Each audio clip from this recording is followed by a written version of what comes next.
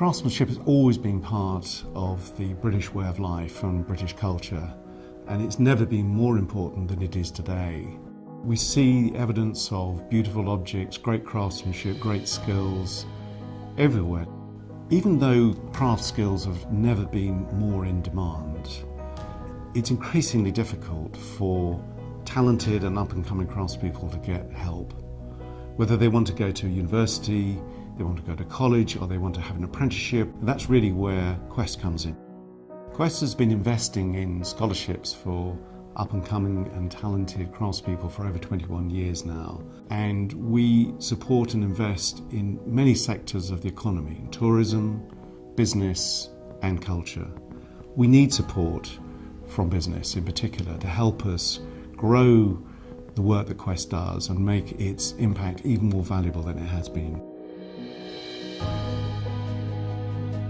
When you think of craft, you think of specialisation, you think of passion, and you think of handmade.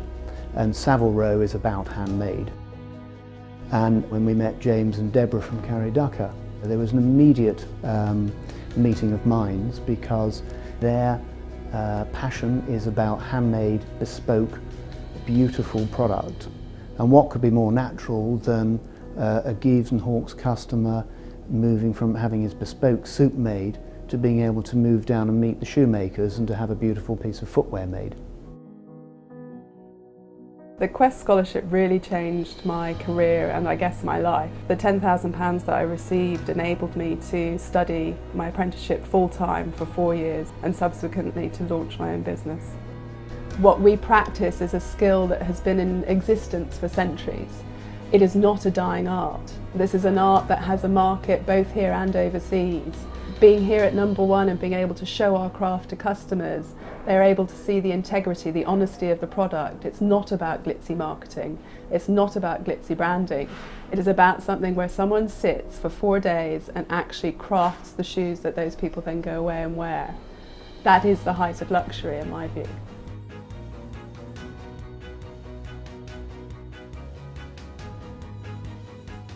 The Quest Scholarship really changed my life, to be quite honest, and without it, I'm not sure where I would be today.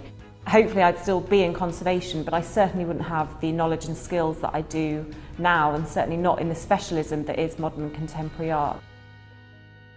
I'm currently working on a painting called Break Off by Gillian Ayres. You become really familiar with the artwork that you sort of work on and treat in the studio, and then to see it on the wall and to walk around the gallery and seeing the public enjoying what you've sort of enabled to sort of be visible and accessible to them. It's a real sense of achievement.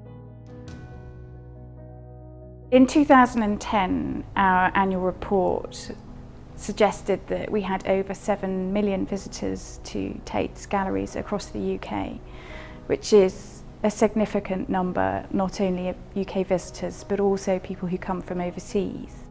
So the interesting thing, for example, about Tate Modern is that we think that it contributes about £100 million per annum to London's economy.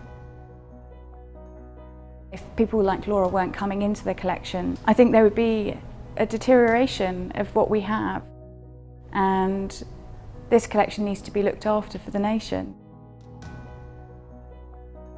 The Quest Scholarship really helped me because when I was lucky enough to receive the award, it enabled me to set up and buy some equipment. And without it today, I really don't know how I would have financially sort of made it through and got started in my chosen career.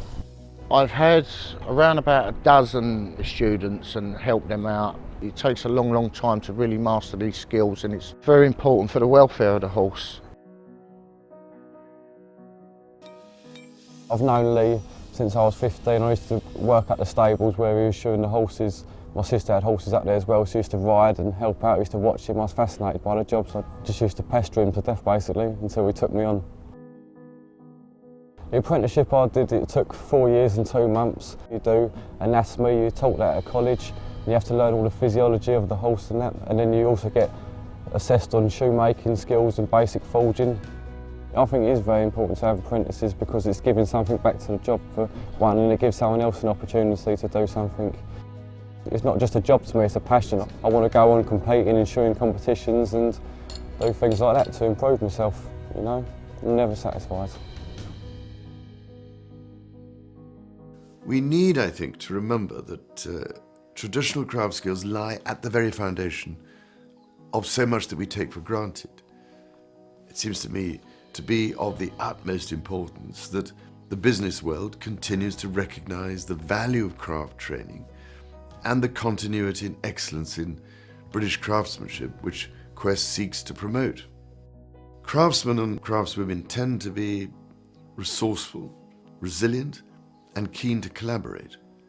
They are often passionate, motivated, and entrepreneurial, but frequently operate independently and may not be in a position to train apprentices. Quest helps to make this possible. There is a real danger that if we do not nurture and encourage traditional craft skills, the ability to create the heritage of the future or preserve our existing heritage will be compromised or even lost forever. This year and next year are going to be fantastic years in the life of our country.